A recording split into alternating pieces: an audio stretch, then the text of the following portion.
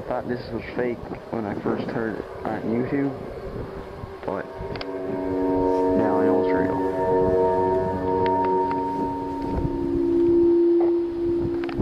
Devastating.